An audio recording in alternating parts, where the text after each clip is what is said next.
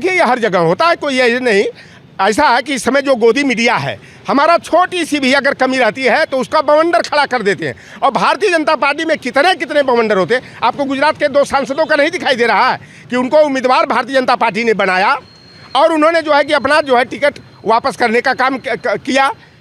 आप पवन सिंह का आप देखे होंगे, उनको आसनसोल से प्रत्याशी बनाया गया, उन्होंने अपना जो है कि टिकट वापस करने का काम किया। एक नेता और छत्तीसगढ़ के हैं, उन्होंने टिकट वापस करने का काम किया। तो यह भारतीय जनता पार्टी में जिनका जमीर जिंदा है, उनका जमीर धिक्कार रहा है, वह जो है कि भारतीय जनता पार्टी को अंगूठा दिखाकर लात मार करके जो है वह बाहर जाने का काम कर रहे हैं। और भारतीय जनता पार्टी की राजनीति जैसे चढ़ी है 2024 में वैसे ही उतरेगी।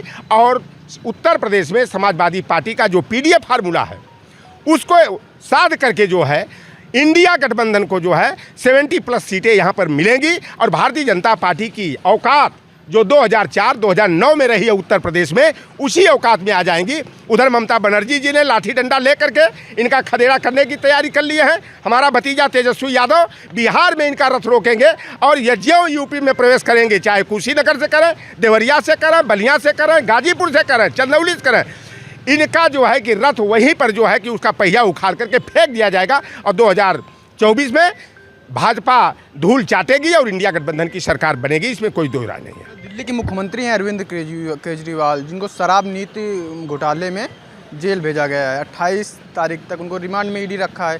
कैसे देखते हैं चुनाव को पहले जिस तरह से चुनाव में कुछ प्रभाव पड़ेगा गिरफ्तारी जो? देखिए, उससे केजरीवाल का वोट बैंक बढ़ा है।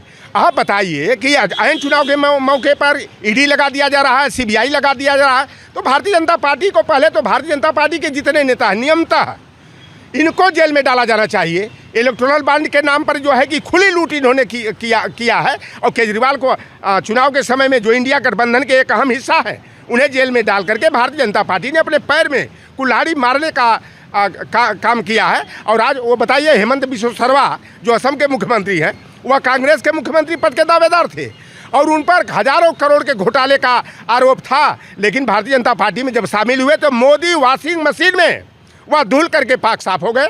तो भारतीय जनता पार्टी जो है ना, ये साम दाम दंड भेद की नीति अपना करके जो है प्रतिपक्ष के नेताओं को खरीदने का, डराने का, धमकाने का और अपने सेना में जो है शामिल करने का काम करते हैं। लौटर राम जैसे फकीर आदमी को मैं तो दहाड़ कर चलता हूँ, मरने मिटने का मुझे गम नहीं है। हमको जब खरीदने का प्रस्ताव 3 बार आ गया और लौटर राम भारतीय जनता पार्टी के यहाँ घुटना ताकने नहीं आया, क्योंकि मैं संजय निषाद, ओम प्रकाश राजभर और जयंत सिंह के जो है चाल चरित्र का नहीं हूँ, मैं थूक कर चाटने वाला नहीं हूँ। मैं जिसका अगर विरोध करता हूँ तो विरोध जो है कि उसका जो सैद्धांतिक मुद्दों पर जो हमारी पार्टी की विचारधारा है, उस विचारधारा पर जो है कि उनको बेनकाब करने का काम करेंगे। हमको भी 16 फरवरी को राज्यसभा में भेजने का प्रस्ताव आया था। जब मैंने प्रस्ताव को नकार दिया तो हमारी शिष्या रही है छोटी बहन के रूप में, उसको राज्यसभा में भेजने का काम किया।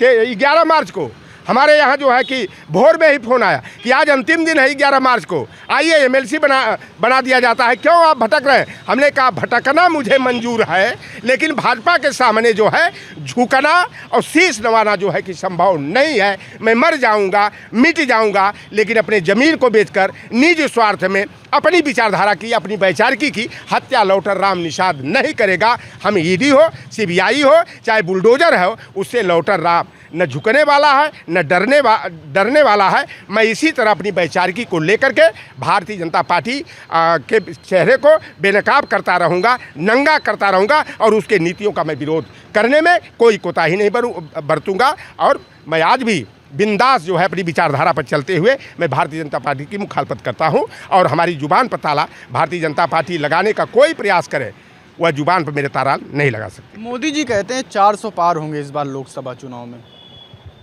देखिए, कहने को तो भाई कुछ भी कह लें, वो 800 पारों का कर सकते हैं। कुछ भाजपा के नेता थे ना दारुल सभा में, कह रहे थे, अब देखे होंगे 365 उत्तर प्रदेश से सीट जिता रहे थे। उनको मालूम नहीं कि सीटें यहाँ कितना है।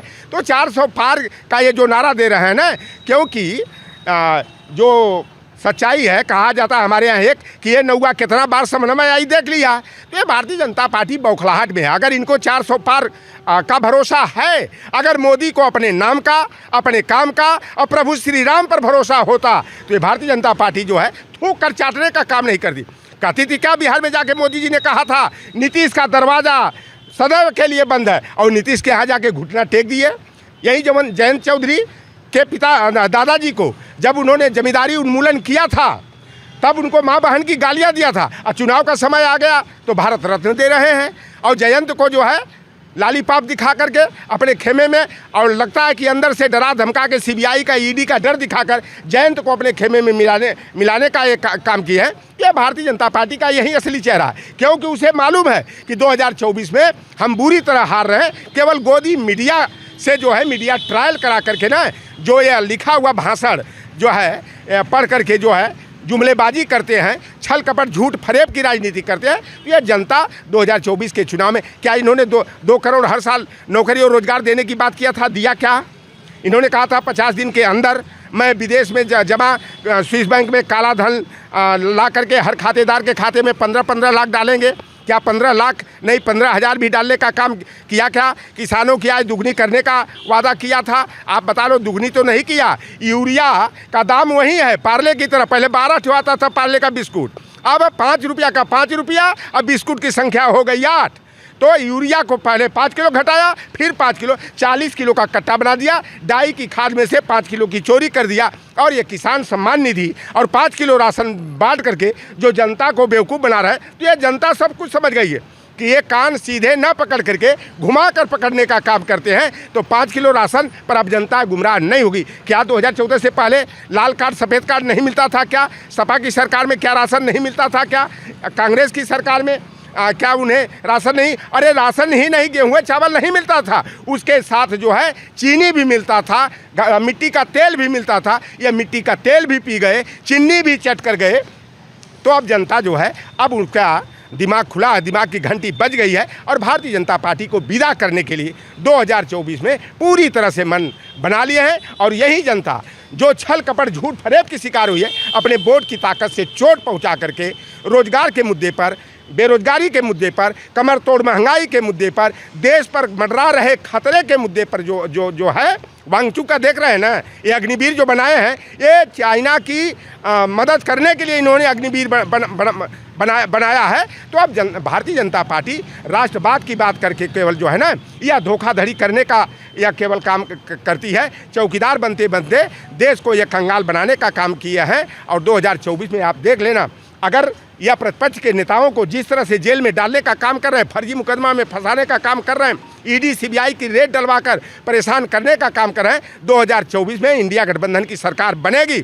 और इन लोगों का मुस्कुवा को पीछे बांध करके इनको भी वही हाल में पहुंचाया जाएगा जैसे प्रतिपक्ष के नेताओं के साथ कर रहे हैं। और अमित शाह और नरेंद्र मोदी, आप देखना 4 जून के बाद जा करके कच्छ और खंभात की खाड़ी में कोनो गुफा और कंदरा तलाश करेंगे कि कहाँ छिपूं, कि इंडिया गठबंधन वाले जो है कि इनको पकड़ करके मुसूक चढ़ा करके कहीं काल कोठरी में न डाल दें।